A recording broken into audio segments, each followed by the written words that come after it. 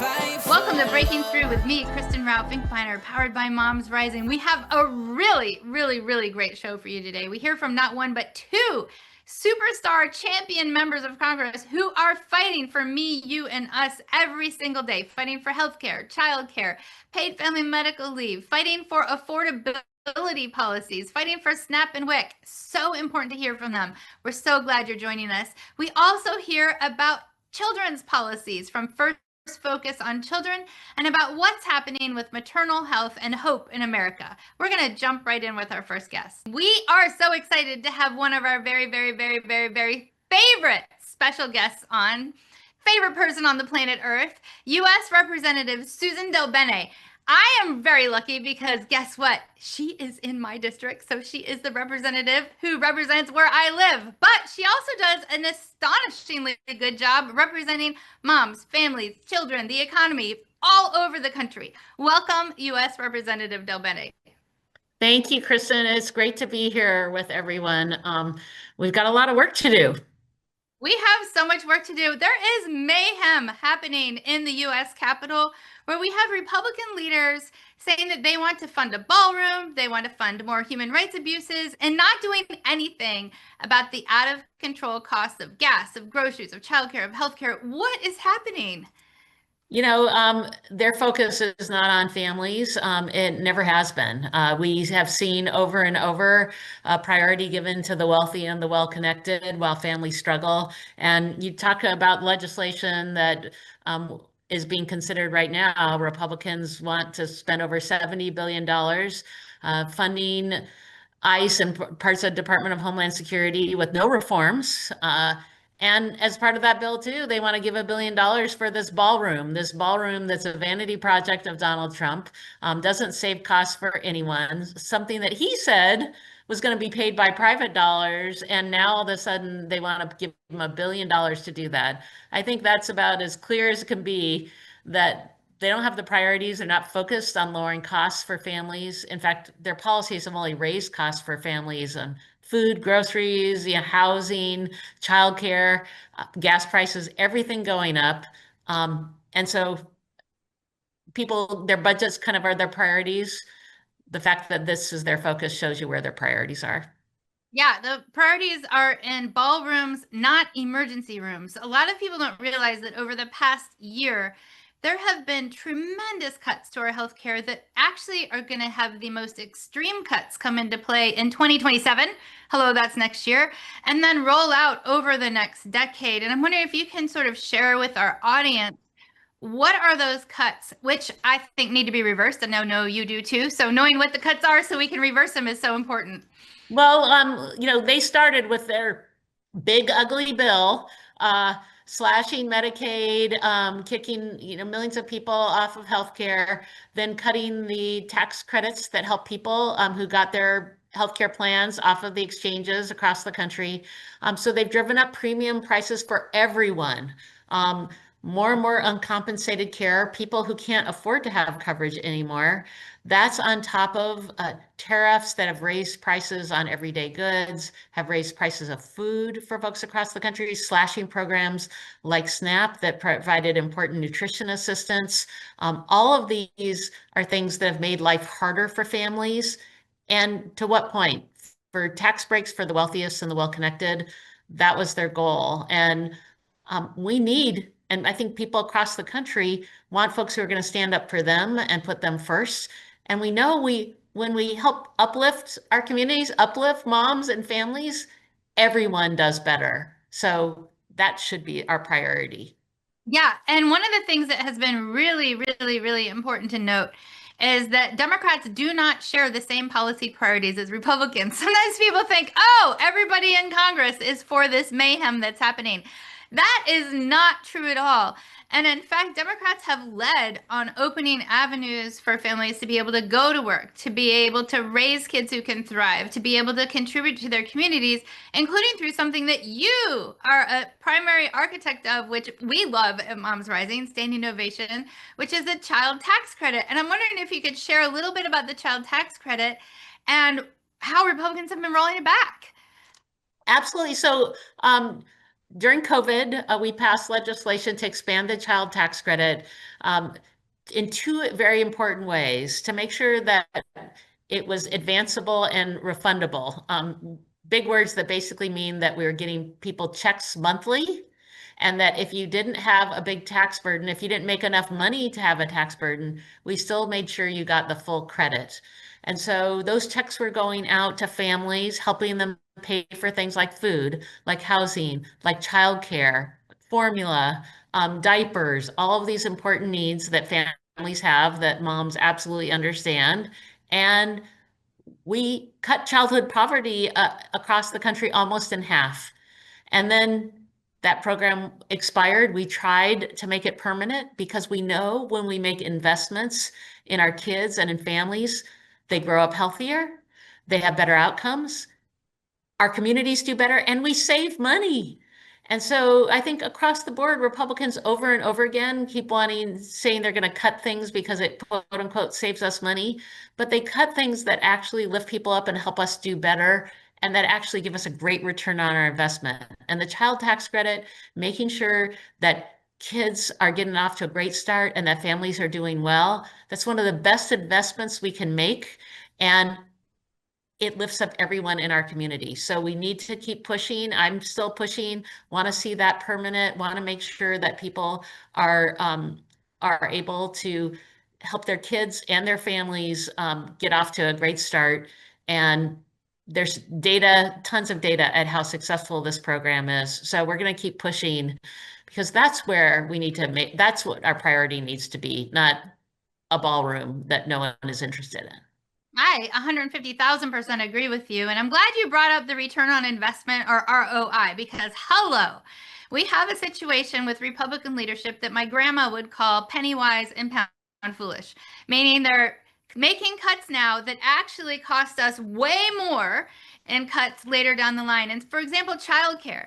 Analysis shows that for every $1 into childcare, we get back $7 to $20, depending on what's happening in that child's family.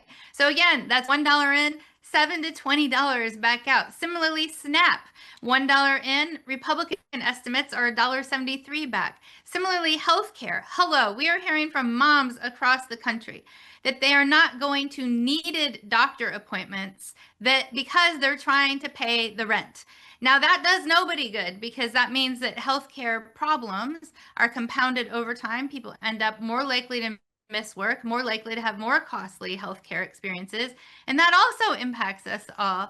What do you think it's going to take to get through to Republican leaders and say, hello, your math is not mathing, and in fact, it's pushing the families of America underwater in their own checkbooks? Well, I think that's what you and so many moms across the country are doing, which is speaking up and sharing your stories. Because, they can talk about how it's saving, but we all know that that's not what's happening on the ground. We know the impact that cuts have had to programs that help support our communities. So instead of talking about it as a number, talk about what it means on the ground in your community. Talk about what it needs for your friends, for your neighbors, for you. Those stories have been incredibly powerful in making the case why we need to make sure we're making investments in places that make a huge difference and give us a great ROI, to your point. But also kind of highlight the fact that when we cut these programs that are making a difference, that they actually do damage. It's not about savings. It's actually hurting folks and making it harder for everyone. Cutting healthcare, when people don't have access to healthcare, people don't do as well. They're sicker. Our whole healthcare system suffers. That's not improving anything for anyone. Your stories make a huge difference. And just thank you for folks for sharing your stories with members of Congress all across the country. And thank you for raising that because a lot of times we hear from our members, oh, I don't know if it makes a difference if I share my story. I don't know if it makes a difference if I make a phone call. I don't know if it makes a difference if I sign an open letter to Congress. And what I'm hearing you say is it makes a difference. So I'll just say, does it make a difference when people reach out to their member of Congress? Absolutely. Our first part of our title is representative. And as representative, we need to hear from our constituents what's happening, how policies have impacted you. So absolutely reach out, share your stories with your representatives, because fundamentally, that's what really tells and should be telling folks across the country what our priorities need to be. I mean, I love that idea too. I'm ready for more elected leaders who are exactly like you. I feel like the luckiest constituent in America because I have one of the good ones, people. I have one of the good ones. Speaking of one of the good ones, what brings you hope? What keeps you going? Because a lot of people are like, oh my gosh, these headlines, disastrous. I'm going to be cynical and give up. But you're not giving up. Thank you so much. What's keeping you going and giving you hope? What keeps me going is are the voices of people across the country. I think people across the country see the damage that has been done by policies from this administration, by the lack of Republicans in Congress to stand up for the people that they represent and act as an independent branch of government, not just a rubber stamp. And people are standing up. They're standing up when they vote across the country at all levels of government, when they share their stories and actually challenge the policies that have been put in place, challenge this idea that, cutting nutrition assistance is saving money as opposed to hurting our communities. That's what gives, because I think the American people across the country agree with what we're talking about. And I think that's what brings about the change and the change in priorities. And I feel that's happening in every corner of the country. And you've worked on a lot of bills that have successfully moved forward over your career. Thank you, thank you, thank you on behalf of all the moms and families in America. And I know the child tax credit is a huge, huge win. What are some of the other wins that you think about that fire you up to keep going? Well, I think making sure that we have policies like tax policy that actually is fair, that isn't about favoring the wealthy and well-connected, but we are focusing our efforts on working families. Making sure, and I know you all have talked about this a lot too, we talk about kind of the care economy, what families are going through from having young children all the way through to making sure our seniors have a healthy and a retirement and are financially in a position to be strong throughout retirement, making sure we're addressing those programs and the need for services, making sure that we're making investments in our workforce across the board. We talk about, caregivers, making sure that caregivers are able to get by and are valued. I think we all value them. And I think all the folks that you work with, all the moms have been really clear about the importance of that. And there's policies we can do to help, making sure we have childcare across the country that's affordable and accessible near your, near where you live, not, hour drive out of the way. All of these things are critically important. And those are places where Congress has a role and a say, but frankly, we have a say at all levels of government. And so it's the collective work that we do together that's going to make a difference. Yes, you heard it directly. Get involved at city, county, state, and federal level. Don't give up. There's hope on the horizon. There are superhero leaders like U.S. Representative Suzan DelBene who are fighting for us every single day in our nation's capital. Thank you so much for being on. Thank you for all you do. Thank you for sharing the hope. Thank you for moving the change. Thank you. Thank you. And everyone stay involved. Thank you. Thank you. Stick around. We'll be right back with our next guest from First Focus on Children, talking about the policies that allow children to thrive. We'll be back in a quick moment. I'm so glad you're joining us. We are also joined, speaking of joining us, by a spectacular guest, Chad Bolt, who is with the First Focus on Children. Welcome, Chad. Happy to be here. Thanks for having me. I'm really excited you're here, but the topic is really, really, really depressing. It's about the SNAP crisis. You recently wrote about it. The SNAP crisis, the Farm Bill, DHS funding threatening millions of children. When you're writing about the impact of the Farm Bill and DHS funding and the impact on children's access to SNAP benefits, can you tell us a little bit about the background of these policy changes and why millions of children are at risk of being harmed by them? Sure. And I look forward to the day where I might come on, Kristen, with maybe some good news on child nutrition. Same. Those days are maybe not as far in the future as we might think. So here's what's happening with the Farm Bill and everything else. And as you know, SNAP, it's the nation's largest anti-hunger program, serves 42 million people, including 16 million kids. And it came under attack last summer when Congress passed HR 1, the so-called One Big Beautiful Bill. That bill, which, as you know, was passed to provide another round of enormous tax cuts to billionaires, paid for in part by cutting $187 billion from SNAP. What that set up was a huge cost shift from the federal government down to states that starts going into effect later this year. So for the first time in the nation's history, in the history of the program, states will have to absorb some of the cost of both administering the SNAP program, but also the benefit cost of SNAP.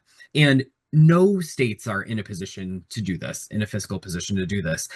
That's why the Republican and Democratic governors of all 50 states have come together to ask Congress to delay this cost shift. And I mean, you don't see that kind of agreement out of all 50 governors on hardly anything.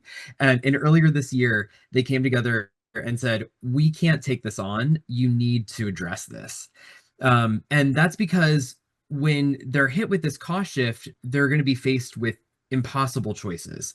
They're going to have to, reduce SNAP participation in their states. And that means fewer kids are going to get the nutrition assistance that they need. That is devastating, absolutely devastating. And there's a lot of myths about SNAP. I mean, so many myths about SNAP. And for listeners and audience, SNAP is also food stamps.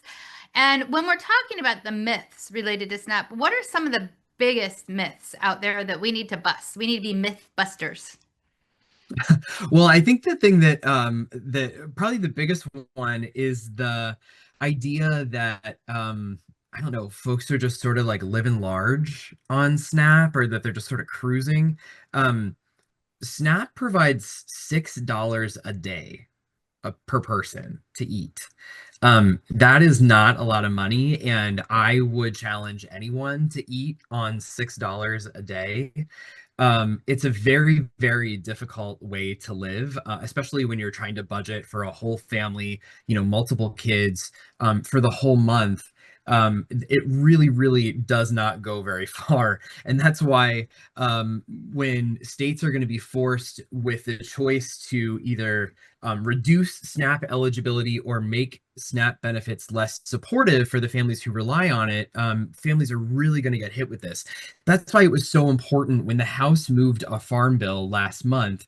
Historically, the farm bill is where SNAP policy is addressed by Congress. We were really hoping that the Farm Bill is the so-called legislative vehicle where Congress could have addressed this huge imminent problem and at least delayed it.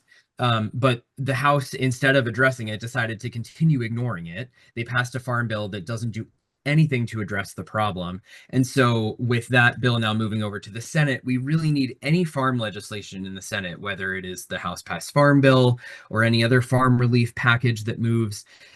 We need it to address this imminent problem. Yeah, and the other myth that I hear is that SNAP costs us money. It's so not true. Even Republican analysis find that for every $1 in, our economy gets $1.73 back because of SNAP, because what it means is that people are immediately using those funds into our economy, making those grocery buys, which then help the grocery store workers and help the truck drivers or the transportation folks that move the food and help the farmers, and all the way through the whole chain of farm to table gets lifted. And I wondered if you could talk a little bit about the myth around SNAP not helping our economy, because it very much does help our economy. Absolutely. I mean, it goes straight back into, local communities, and it responds exactly how economists think it should to economic downturns. It provides, the assistance that families need when they're otherwise having trouble making ends meet. And SNAP is not just, especially for kids, it's not just a nutrition assistance program. Of course, it is about their nutrition, but it also has enormous health benefits long term. It improves their educational outcomes, and it supports their overall well-being at home because it provides a more stable home life for them. But just in terms of I want to say something about their school life. SNAP also provides automatic eligibility for free school meals at school. And if they lose their SNAP eligibility, they also lose that automatic eligibility, which puts them back in the position of having to try to either apply for free school meals or having to pay for free school meals, which leaves them vulnerable to getting bullied. There's a lot of stigma around having being on reduced lunch or free school lunches. It's way easier when the eligibility is automatic. And a lot of schools that are in lower income communities benefit from what's known as CEP, the community eligibility provision, which says that if a certain percentage of kids in the school are eligible for free school meals, we'll just make it automatic. All kids in the school will get free meals. That makes it just a whole lot more streamlined, a whole lot easier on everybody. But that is also at risk because of these changes that are going into effect later this year on SNAP.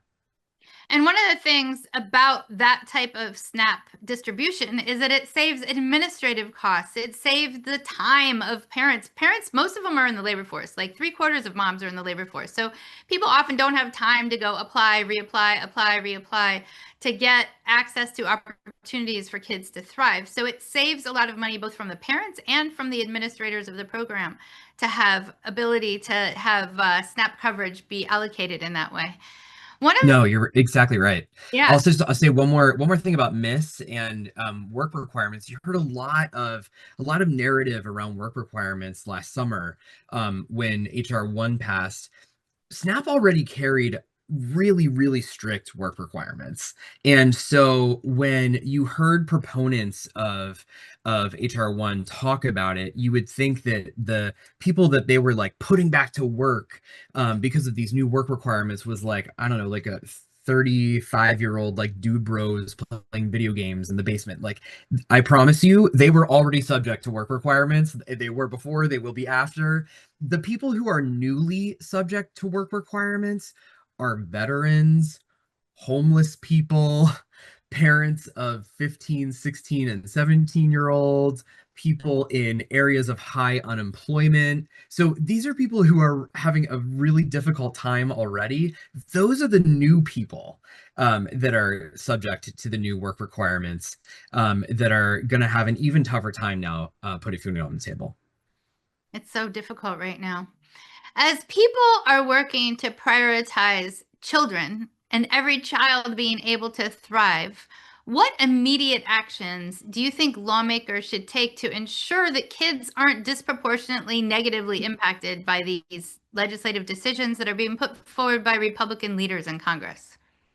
Absolutely. I mean, the biggest thing right now is as the Farm Bill moves over from the House to the Senate, like I said earlier, we need any Senate farm legislation to address the imminent SNAP cost shift. So what you can do right now is let both of your senators know that you expect any farm bill to carry a delay of the SNAP state cost shift. So reach out, contact both of your senators and tell them that you want to protect SNAP and you expect any farm bill to have a delay of the SNAP state cost shift. You can also go to firstfocus.org and sign up to be a First Focus ambassador for children and find out other ways that you can protect SNAP and other programs that are important for kids. I'm glad you brought that up because First Focus on Children is an advocacy organization for children. Thank you so, so much. And you've called on the Senate, on the House, on every elected leader to place children first in policy deliberations. Yes, we agree. How can people who are listening, watching, and paying attention right now help amplify that message across lots of policy areas, not just SNAP, and really support the goals and the mission of First Focus on Children? Sure. Well, I appreciate that question. We would love to have folks sign up to be an ambassador for children. Again, you can do that at firstfocus.org. We provide lots of different resources and ways that you can be an effective advocate to your member of Congress. We provide updates on, what's going on issues that are key to children's well-being that are moving in the House and Senate across healthcare, across child nutrition, across K through 12, childcare, you name it. Lots of different ways that kids are impacted by federal policy and budget decisions. Every year, the federal share of federal spending on children goes down. That's the wrong direction. We need to go in the other way. So encourage people to go to firstfocus.org and learn how you can help. Thank you so much. Now, at the beginning, you had a moment of hope. I saw it, a sparkle of hope, and you came on and said, hopefully I'll be on soon with some good news instead of this elongated bad news. And so I'm wondering, what is the good news? What's giving you hope? Well, so a couple bright spots. I mean, one is the president's budget this year recommended another huge cut to WIC, which Women's, Infants, and Children, the program that moms and infants rely on for nutritious food and formula and diapers. That program was recommended to be cut by $200 million in the president's budget. So that's bad news. But in previous years, in the face of those cuts, the Senate, in moving the bill in Congress that funds WIC, has always put that money back. In particular, there's strong support in Congress for the WIC Fruit and Vegetables program, which provides set-aside funding particularly for fresh fruits and vegetables to make sure that kids are actually eating like healthy foods. And there's strong support in Congress for that. So I'm optimistic that we'll at least get a small win. You know, you got to take small wins where you get them. And this is one of them. So I'm optimistic that this summer, when Congress is passing spending bills on that front, we'll at least bank a win there. And what do you think about the future? Do you have hope for the future? That's the immediate future. What about the farther out future when we can really I am very optimistic about November, depending if we are in a C4 environment. I will say more. But yes, I am very optimistic about I think people are engaged. I think they are ready to make a change, and I think they are expecting a Congress that is ready to make change, and if not, then they're ready to change Congress. Yeah. I mean, I'm hearing the same thing from moms all across the country, that they're in an affordability crisis, and to see policies like SNAP, like healthcare, like childcare, like WIC being proposed to be rolled back, as policies like ballroom funding are being proposed to be moved forward, is just a mismatch of goals for the leaders who are pushing it that way. And people are already excited to vote, is what we're hearing. Absolutely. I mean, look at what is on the Congressional Republican agenda for the remainder of the summer. They're talking about moving a third reconciliation bill to provide hundreds of billions of dollars more for the war in Iran. That is not making groceries more affordable. In fact, it's making groceries more expensive. It is not making gas more affordable. It is not making childcare more affordable. It's not doing anything to address the needs of the American people. And they're going to pay for it by, once again, coming after programs that kids and families rely on, like SNAP and Medicaid. And thank you so much for being on, Chad Bolt. Focus on children. First, focus on children. Get involved, stay involved. Thank you, Chad. Thank you, Kristen. We're going to take a quick break, but don't go away. Next up, maternal health, hope, and change. It's a really important segment. We'll be back in just a moment. Welcome back to Breaking Through with me, Kristen Finkbeiner, powered by MomsRising. I'm overjoyed that we have a return guest by popular demand. Hello, hello, hello. A nation-lifting leader, Tina Sherman of MomsRising. Woo! Thank you, Tina, for coming back. Thank you, Kristen, for having me. I'm so glad you're back, because there is all the things happening all the time, all at once right now. And yes, there was a movie title similar to that, but we are having a ridiculous situation in Congress where maternal health is still under attack by Republican leaders. Healthcare is still under attack by Republican leaders. You know, we're having to fight for access to nutritious food for kids in ways that we never have had to do in the past. And you have worked in politics, in policy, in moving forward the voices of moms and families for a really long time. What is it about this moment, this is a trick question, that's keeping you going and making you not give up? Oh, that's a great question. It is a bit of a trick question, but a great question. It is. You know, I hate to say this, right? But we are clearly living in unprecedented times. I really hate to say that. And the amazing thing about living in unprecedented times is that we know what works before we came to these times, and that hasn't changed, right? It's people getting involved, it's people sharing their stories, it's people not losing hope, even when it seems like, oh my gosh, nothing is going to change. Because our country, we're about to celebrate 250 years, and we're just babies in the grand scheme of things. And we have gone through so much, that knowing that the folks who have come before me have persevered through so much more, and yet we are here and we are still fighting, is what keeps me going. And when we are talking to our members and they are sharing, that amongst all of the chaos, they're worrying about how they're putting gas in their tanks when they're like, I didn't even fill up and it was $70. How is that possible? They can't stop. So we can't stop in advocating for them. So just remembering that we are still in our infancy as a nation, and that there's so much more, that there's so much that we have persevered through, that we are going to keep going and keep fighting, because we don't have another choice. I'm not going anywhere else. We're going to be right here. I love that.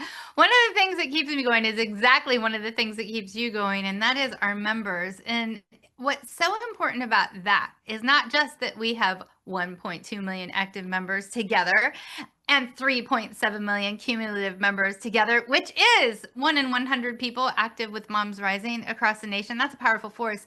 And that powerful force is powerful because people take time to do what they have time to do each week. So sometimes people can take time to do something for 5 seconds, like click an email. Sometimes they might have like 5 minutes to share a story. Sometimes they might have 5 hours, go to a meeting. And the thing that's important and that keeps me going is that everybody doesn't have to do everything to be a powerful movement. Everybody can take one part, and that part can be different each week. And as long as you do a little part regularly, that movement is inevitably going to create change. And sometimes people feel a little pressure, like I have to do everything. But no, you don't, because hello, we are moms together, dads together, parents and people together, pets together. We just saw a little glimpse of Tina's pet. If you're on video, but if you're on radio and you're wondering what we're giggling about, she has the most adorable dog in the background that's popping up. But the togetherness is what's going to bring us up and out of this crisis. And the feeling that can happen of I have to do everything isn't necessary because there's so many of us. And what are your thoughts on that? And yes, you cannot do everything. And I absolutely love that leaning in together, and more so, and see, the dog is back. We we not only can we not do everything, but as parents, we are already doing so much. Moms Rising is a guilt-free space. Lean in when you can and step back when you can't, because we're in this for the long haul. And don't feel like you need to overextend yourself. Don't feel like, when you're not raising your voice, that no one's that no one else is, because other people are going to step in your place. So when you have a moment, yep, click that box, say yes, I want to sign that petition. Real quick, when you have that moment to share your story, shoot a video, share your story. If you can join us at your state house, or your local leader's district office, your federal, your elected officials' local office, do that. But if all you can do is, pick up the news and read one news story for the day, that's okay. The broader they are trying to exhaust us. And we don't need that. And we as families, we as parents, we know when our kids are done, right? We step back and let them step back. So we need to honor that in ourselves and step back when we need to and lean in when we can. And that's okay. And give ourselves permission to do that, because here at Moms Rising, we are absolutely a guilt-free place to be. So please feel no guilt about how you are able to engage. We're just grateful that you're tuning in and that you are engaged, but how you're able to do that looks different day to day, moment to moment, whatever it looks like for you. And one of the things you brought up that I think is so important is that looking back at history, it has taken a very long time to move change. And it's looking right now like it's also going to take a pretty long time to move change. And so having that persistence together is so important to bringing us to the changes that we need. And we need some big changes. And I'm wondering if you can share a little bit about the big changes we need in the area of maternal health. And we need these big changes in a proactive, positive way at a time when Republican leadership is absolutely undermining, eviscerating, and cutting access to healthcare writ large and access to reproductive healthcare. So we have some pretty big needs as the opposite direction is happening from Republican leaders. Can you give us a little inside scoop on what's happening? Absolutely. Well, the great thing is that even though we have Republican leaders who are fighting against what families need, we are hearing from you, our members, every day at what families need. So when it comes to maternal health, we're hearing that you want more providers. We're hearing you want more providers that look like you. We're hearing that you are tired of hearing about providers who aren't available in your city, or your labor and delivery unit closing, your hospital closing. We hear you in that. And so we are absolutely addressing some of the root causes of that, some of those cuts to Medicaid, and the disinvestment from rural communities. We hear you.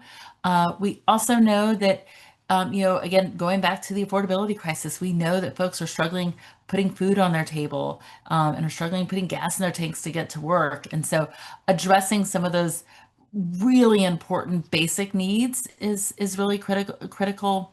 We also know that having access to lactation support after baby is born is really critical.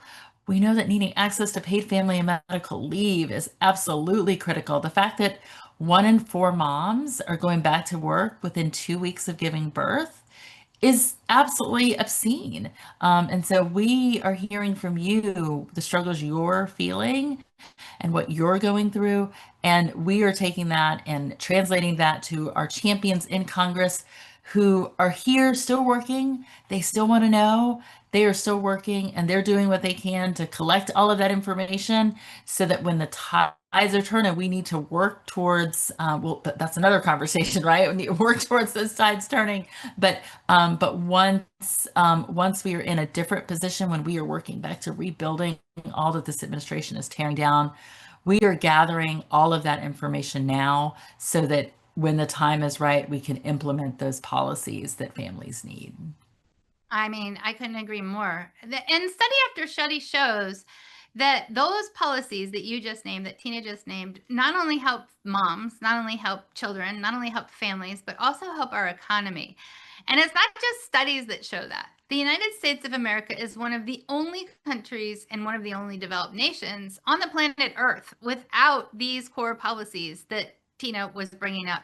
And in fact, because we don't have them, or in no small part because we don't have them, we have the highest maternal mortality rate of any developed nation, and Black women are 3 to 4 times as likely to die in childbirth as white women, and that is not okay. There are real harms of lives lost, of people hurt, of our economy undermined because we don't have these policies that most other nations just take for granted. And I'm wondering if you could share a little bit more about the cost of inaction. Oh, I think you hit the nail on the head. The cost of inactions is that we're losing moms. That's the absolute cost of inaction. The United States has the worst maternal mortality, and compared to our sister developed nations. That's absolutely unacceptable in this country where we spend so much money on healthcare.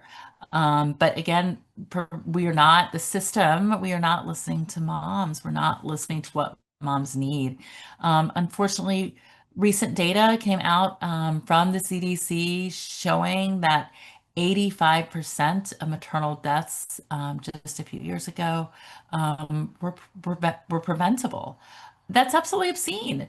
And so we know that these are not only are those deaths preventable, but we know that these are policy choices. And so the cost of inaction is we're losing moms. Families are losing their matriarchs, their providers, their mothers Communities are losing parts of themselves. So, kids are losing their mothers, and we cannot continue down this road. And so addressing the maternal health crisis. And then again, Black and Indigenous women are, the disparities are so much more significant. We know that this is a crisis we absolutely have to address. Absolutely have to address. Couldn't agree with you more. And addressing that honestly means likely educating leaders, but also changing who the leaders are. So everybody, Yes. we need you to register to vote. We need to check that you're registered to vote, and then recheck that you're registered to vote, and then research your candidates. There are candidates who are absolutely doing the opposite of helping end the maternal health crisis, and those who are actively working to end the maternal health crisis. And there is a pretty big distinction between the two. So research who you're voting for before you vote. It really, really matters. It's a big, big, big deal. As we're closing, we have about 3 minutes left. What are your big hopes for the next 4 years in terms of policy change? I said 4. It could be 3 too. Oh, well, my next wish for the next 4 years is that we have a change in congressional leadership. That's not policy, but gosh, that would be a huge start towards having the policies enacted.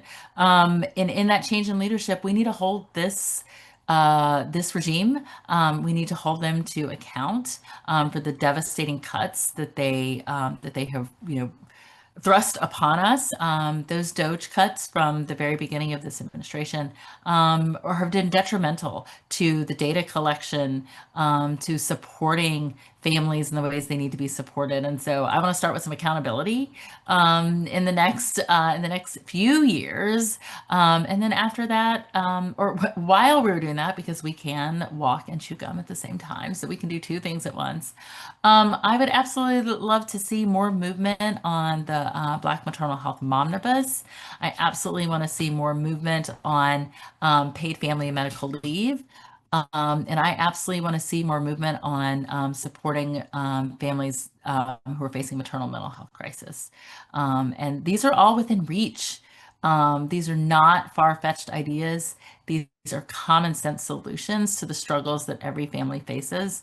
And I'm certain that Congress is up for the task in the next in the next Congress, the 120th Congress in January. Yeah. I'm going to speak that into life. I like you speaking that into life. And I also want to just double click on you naming that we're in a maternal mental health crisis. Not surprisingly, with the lack of access to healthcare, and in particular to reproductive healthcare, and that access actually actively being rolled back. The maternal mental health crisis has been skyrocketing. So everybody check in with the moms in your life. See how they're doing. Give them a hug, tell them to don't give up, and know that we are in a crisis here, both mental and physical, because of the lack of policies that allow everybody to live, work, and thrive. So that's important.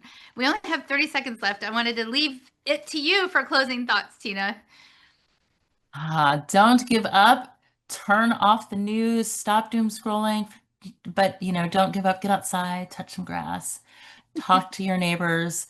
We are going to get through this very tough time. It is not the toughest times our nation has been through, but we're going to get through this together.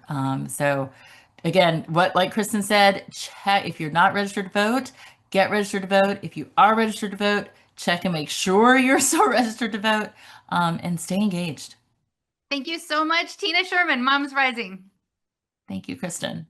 We're going to take a quick break, but don't go away. Next up, the first pediatrician ever elected to Congress. Yes, we're going to hear from her, hear her tips, and hear why she has hope as she fights for us. Welcome back to Breaking Through with me, Kristen Ralph-Finkbeiner, powered by Moms Rising. We have a spectacular, amazing, nation-lifting guest with us today, U.S. Congresswoman Kim Schrier. And she is the first pediatrician ever elected to Congress. I'm going to say that again. The first pediatrician ever elected to Congress. I'm thankful you're there, and I'm mad that there weren't more pediatricians before you.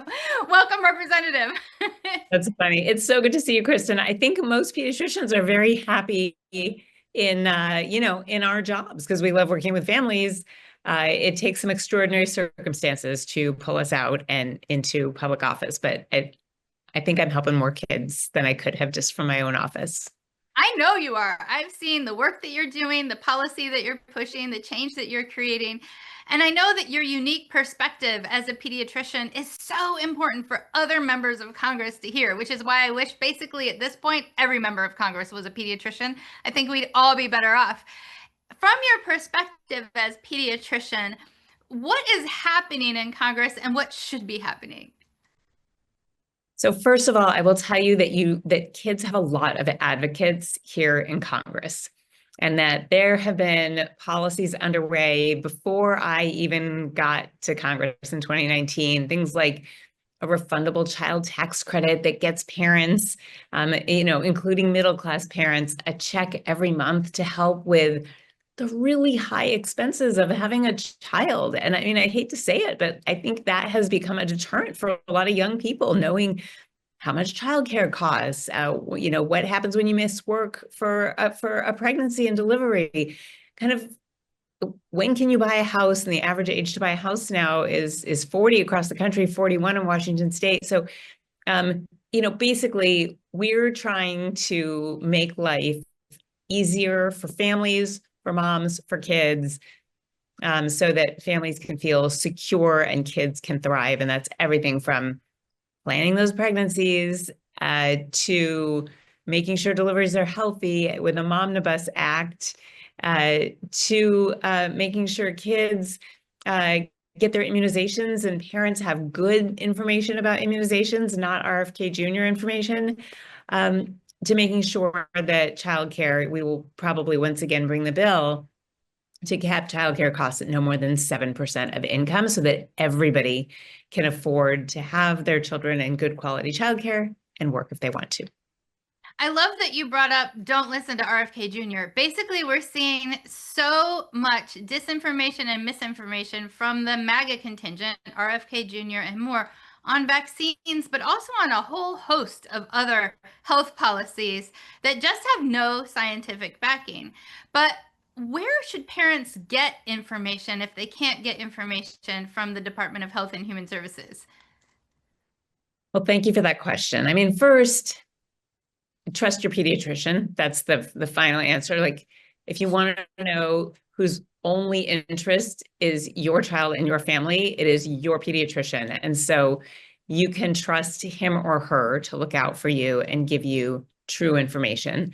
I'll also say that, I want to be fair, that the misinformation and conspiracy theories about vaccines are totally wrong. The sowing of distrust about traditional medicine, but I also want to acknowledge that we all want kids to have real food, healthy food. I mean, ideally, lots of fruits and vegetables, and we want to start really early.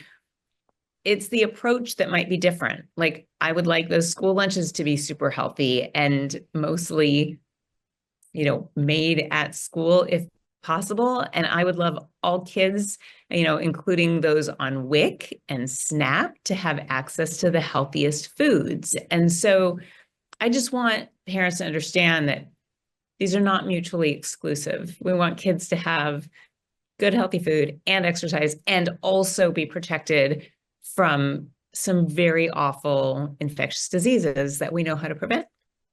I mean, thank goodness we know how to prevent them. And vaccines are important, you all, because not every child can get vaccines. In fact, some of the most medically fragile children cannot get vaccines. So when you're getting your child vaccinated, you're not only protecting your own child, you're also protecting all the children in your community who may be medically fragile. And I'm wondering if you could talk about the community protection of vaccines. You got it. And by the way, the parents who opt to not vaccinate their children, like, those children could end up having leukemia too, and then, be dependent on the rest of the kids in the classroom to make sure that they don't bring it into that classroom. I think that some of what has happened is that RFK Jr. has spread misinformation. It's made parents scared about getting their kids vaccinated when they are safe and they are effective. And I personally have seen, decreases in rates of some really awful diseases in babies in particular. I've seen those diseases basically go away over time, and I don't want them to come back. And now we're seeing a resurgence of measles, for example, and it won't take long, frankly, for polio to come to our country if fewer and fewer people immunize. I think people learned about herd immunity, where the more people who are vaccinated, the less chance a virus has to go from person to person, because so many people, can basically block the spread. And so this really is, in many ways, an individual effort to protect your own child, but also a community effort to make sure that everybody's children stay safe and healthy, particularly once they are in school and exposed to lots of other kids. I'm so glad you brought up community health, because we have had one of the biggest, if not the biggest, undermining of access to healthcare over the past year in the history of our nation. Through the big, horrible, yucky bill, we had over $1 trillion cut out of Medicaid. We just had the Affordable Care Act tax extensions not be extended.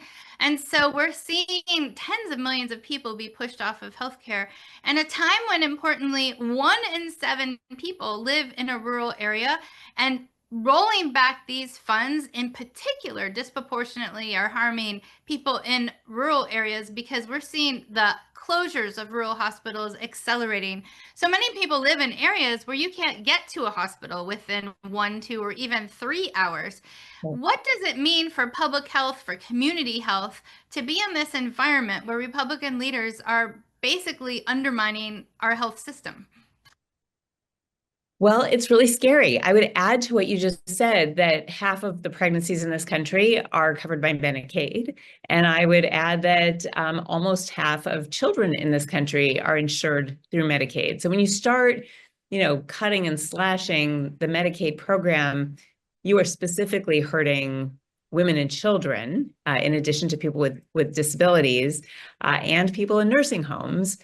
But also, sort of by definition, rural hospitals have more patients who rely on Medicare for people over 65 and Medicaid for people who are, struggling more economically. Like, if you're in a big city, more people are working for big corporations that provide private health insurance. And so it's really those rural clinics and rural hospitals that may end up having to close their doors, because if their patients have no coverage and no ability to pay, they will quickly go bankrupt. And that's really scary for our whole healthcare system. Yeah, I mean, and what can people do? So people, I'm sure, are listening and going, wait, what? Because a lot of these cuts, you all, have not even come into play yet. They're scheduled out to happen over the next 10 years, and people are already seeing rising costs. We're hearing from MomsRising members about astronomical hikes in their healthcare policies in terms of cost. And so what can people do? So first of all, you can pay attention. And I know especially busy parents don't have a lot of bandwidth for following politics and current events. Like, I know it is a lot, but your vote matters. And you can decide that the people who decided to cut Medicaid in order to give tax cuts to billionaires should probably not be in control anymore. And that you want people who are looking out for you and who are thinking about things like childcare affordability and public education, and making sure that every child gets a quality public education, who are looking out for families. And so, vote with your vote, because it does make a difference. And there are many elections that have come down to truly a handful. The other thing you can do is call your representative, or your senators, to make sure that they know how you're feeling about issues that are coming up. And if you're paying attention, kind of checking in with the news every day, call our offices. Like, we are very responsive. The number one influence of how I vote on a given issue is who's calling my office, who's coming in to visit me, who I'm meeting with out in the community. These are the people who I represent. And so your voice matters a lot. So call us. I love that, because sometimes we're like, please call your member of Congress. And people are like, does it have an impact? And we're like, yes, but hearing it directly from you is even better. We only have time for one last question. What is giving you hope right now? You know, there's a lot of things giving me hope. First of all, I went and spent time with the 5th grade class last week. Those kids were so fun and so sharp and so engaged and asked such great questions that I can see that despite a lot of things working against them, you know, like social media and screen time and all the stresses out there, like that gave me a lot of confidence in the future. So I want to thank those parents and teachers for, you know, helping to bring up such wonderful children. The other thing that I have to tell you gives me a lot of hope is that I know people are paying attention because I have record attendance at my town halls and telephone town halls. I can tell people are paying attention and they're worried.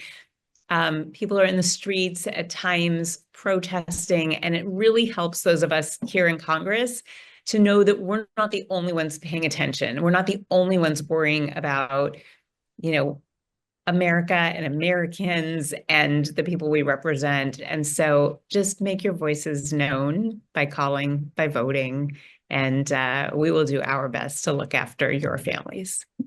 Thank you so much for looking after our families in all the ways. Thank you for all that you do. Thank you for your leadership. Thank you for joining us today. Thank you. Thank you. Representative Schrier. Great to see you. Well, that's it for our show today. Thanks so much for tuning in to a show that requires a disclaimer because it is so hot. It is so topical. Here goes. Views expressed on this show are those of the individual speakers and should not be attributed to Moms Rising, to this station, or to any news or social media service that may disseminate a recording of this show to the public or to any segment of the public. Boom. We'll catch you next week.